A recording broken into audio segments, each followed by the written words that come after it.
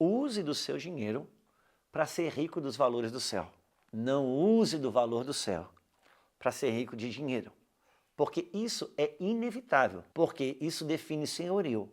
Ou você vai agradar um e desagradar o outro, ou vai agradar o outro e desagradar um. Não tem como flertar com os dois. Em resumo, se você não usar o dinheiro para servir a Deus, vai usar a Deus para servir o dinheiro.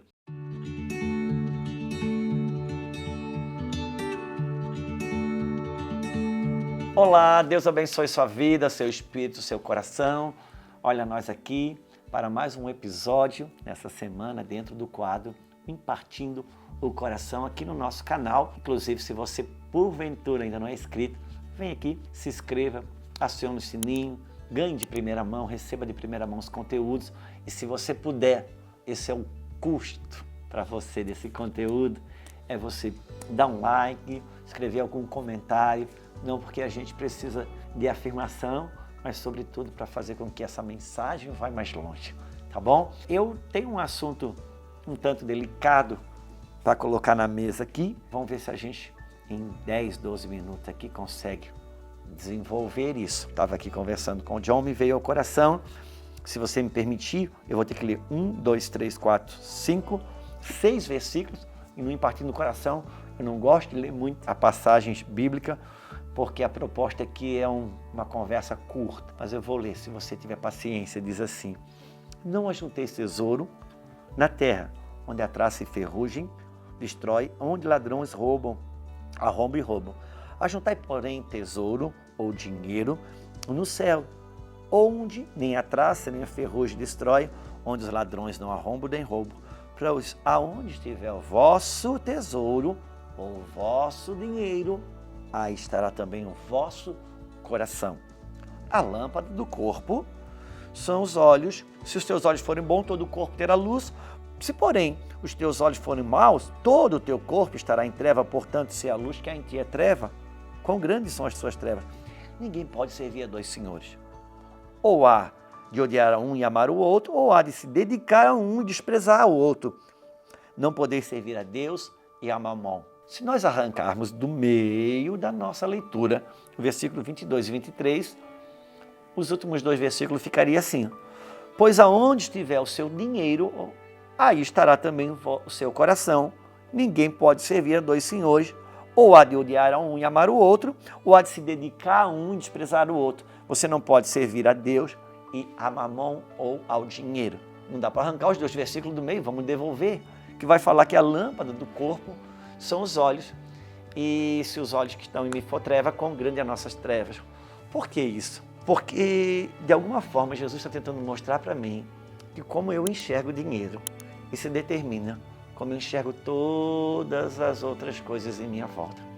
Como eu vejo o dinheiro, como eu entendo o dinheiro, como eu penso o dinheiro, isso é uma lente que determina como eu olho casamento, como eu olho sociedade, como eu olho família, como eu olho casa, como eu olho carro, como eu olho amizade, porque a Bíblia está me mostrando que a relação do dinheiro, ela é uma denúncia, um extrato de como eu enxergo a vida, e isso determina a minha escala de valor e também senhorio. Por isso que ele vai dizer: não guarde, não acumule tesouros na terra, mas no céu. O que o Senhor está dizendo aqui: use do seu dinheiro para ser rico dos valores do céu.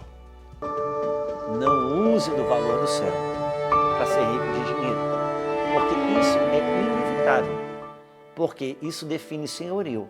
Ou você vai agradar um e desagradar o outro, ou vai agradar o outro e desagradar um. Não tem como flertar com os dois.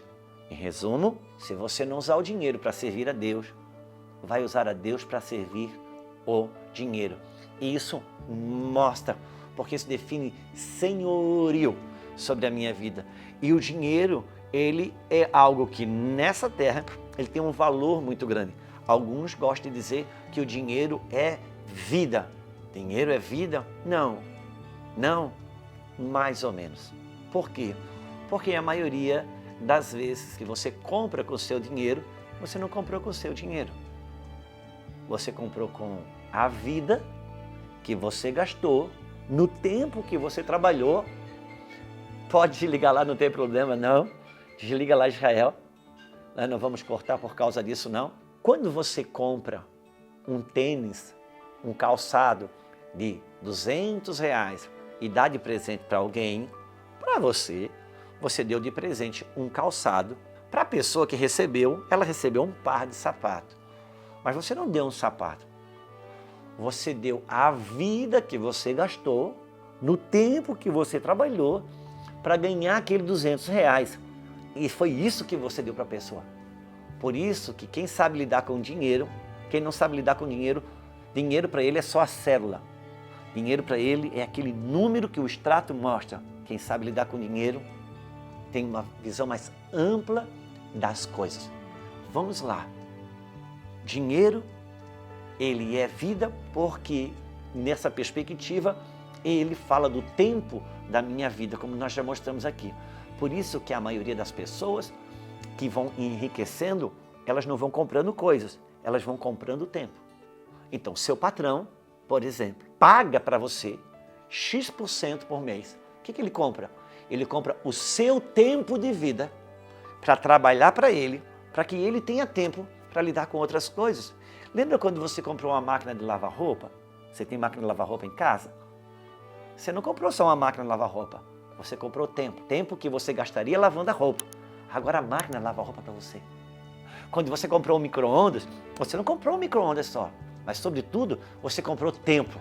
O tempo que você estaria vigiando uma panela em cima de um fogão, você coloca lá dentro e você vai fazer outra coisa. Onde é que está Mamon nisso? Mamon está nisso, sim. Eu comprei a máquina para lavar roupa para mim, eu comprei tempo. O micro-ondas eu comprei tempo. Agora, já que eu comprei tempo, sobrou tempo. Para quem que eu dou esse tempo? Para Mamon? Eu dou para o meu filho, dou para minha filha, dou para o meu casamento, dou para o meu marido. Porque se eu comprei a máquina de lavar roupa para ter mais tempo no Instagram, para ter mais tempo para outras coisas, que é onde Mamon governa, lá estou eu, gastando dinheiro naquilo que é morte. Porque Mamon governa sobre a morte. Vamos pensar que uma carteira de cigarro ela custa R$10. Vamos pensar que R$10 é 1 hora de trabalho de uma pessoa. Então, quando ela gastou a sua vida em 1 hora de tempo de trabalho para comprar e investir na sua morte, que é o que o cigarro faz, olha aí Mamon governando a vida dela. Porque a gente usa o dinheiro para comprar coisas e, sobretudo, a gente compra tempo. E quando se compra esse tempo, quando o tempo sobra, a gente dá para quem?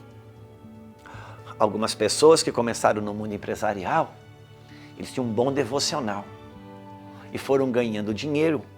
No governo de Mamon, a empresa foi arrancando mais tempo dele. Ele comprou mais tempo, mas vendeu o tempo que tinha com Deus para ganhar o tempo que Mamon governa. Por isso que eu não posso servir a dois senhores. Porque o dinheiro denuncia senhorio. O dinheiro denuncia valor. O dinheiro denuncia senhorio. Por isso que o que Jesus veio conquistar na cruz do Calvário, mais do que tudo, foi o governo sobre as coisas. Sabe de uma coisa, John? Pecado na Bíblia não está só ligado àquilo que está errado. Mas pecado na Bíblia está ligado com o senhorio. Pecado na Bíblia está ligado com quem governa quem. Quando Jesus disse que ia recuperar o que se havia perdido, ele não veio recuperar só Adão que estava caído, o homem que estava perdido. Ele veio recuperar o governo de Deus que estava sobre o homem na face da terra. Porque Adão perdeu o governo de Deus. Antes dominava sobre todas as coisas, agora já não domina mais. Por isso que pecado ou não pecado é sobretudo quem está no governo. Por isso que a gente usa sempre o mesmo exemplo, porque até que eu tenha outro eu uso esse. Comer é pecado? Não necessariamente. Não é pecado. É ou não é? Não. De bate pronto eu diria que não é. Depende. Porque se o prato de comida me governa, é pecado. Se eu governo o prato de comida, não é pecado. Porque o pecado está ligado a quem governa quem. Logo o dinheiro vem nesse mesmo lugar. Ter dinheiro é pecado? Não, depende. Quem governa quem? Eu sempre gosto de dizer que se o dinheiro chega na minha mão como um Uber, logo não é pecado. Mas se ele chega na minha mão como uma viatura de polícia, então se torna pecado. Porque se o dinheiro chega na minha mão como um Uber, Quando ele cai na minha mão, eu digo, dinheiro, eu quero que você me leve em tal lugar. E ele me leva. Se ele chega na minha mão como uma viatura de polícia, ele me algema e me leva onde ele quer. Vai lá pagar o agiota, agora vai pagar os juros disso, daquilo. É ele me levando. Então, por quê? Porque dinheiro define senhorio. Porque pecado na Bíblia está ligado a quem governa quem. É por isso que dinheiro, ele denuncia senhorio. Se eu não usar o dinheiro para servir a Deus, eu vou usar Deus para servir o dinheiro. E por que dinheiro trabalha com senhorio, John? Porque Mamon governa a partir do medo. Por isso que eu sou uma pessoa generosa, eu me considero. Eu penso também que você é uma pessoa generosa. Eu não tenho problema de repartir o que eu tenho. Eu sei que você também não tem problema de repartir o que você tem. Quando que a gente tem a tendência de reter? Quando vem a ameaça da falta. Acionado pelo medo, a gente retém aquela generosidade que normalmente tinha. Então não é porque eu sou avarento, não é porque eu não sou generoso, mas é porque Mamon governa pelo medo e eu tenho dificuldade de repartir quando a ameaça da falta chega. E na Bíblia Sagrada, o amor não lança fora o ódio. O amor lança fora o quê? O medo. Por isso que quem governa tem domínio. Quem governa quem? Mamon governa pelo medo. E na maioria das vezes, a minha liberalidade, ela não é afetada pela minha avareza, ela é afetada pelo meu medo. Porque quem governa a avareza não é a cobiça. Quem governa a avareza é o medo. Aonde o amor governa, tem liberalidade, porque tem liberdade. Aonde Deus governa, aonde o Mamon governa, tem medo, intimidação e retenção. Por isso, esse assunto é um assunto muito, muito, muito espiritual. A gente não deveria se abster de aprender sobre ele em Deus, ainda que há muita bagunça, muita confusão nesse ponto. Se você perguntar para mim, pastor, você falando assim, você é livre nesse sentido? Você governa sobre Mamon? Eu diria que eu governo numa medida maior que já governei, mas ainda numa medida menor do que eu vou governar. E como que eu faço para crescer no meu governo? Jesus disse que se eu for fiel no pouco, Ele vai confiando muito, porque Ele quer confiar coisas para mim. Mas como que Ele vai me confiar coisas que Mamon governa? Aí eu não vou administrar para Ele, vou administrar para Mamon? Então, o que eu tenho buscado trabalhar na minha vida é crescer na fidelidade para poder crescer nas medidas de governo. Que tanto eu quanto você, dentro de um coração puro, sincero, de uma teologia honesta e verdadeira diante do Senhor, possamos crescer em fidelidade para também crescer em liberdade e governo sobre Mamon. Que Deus abençoe sua vida, seu coração, seu espírito. Nos encontramos semana que vem em mais um Impartindo o Coração.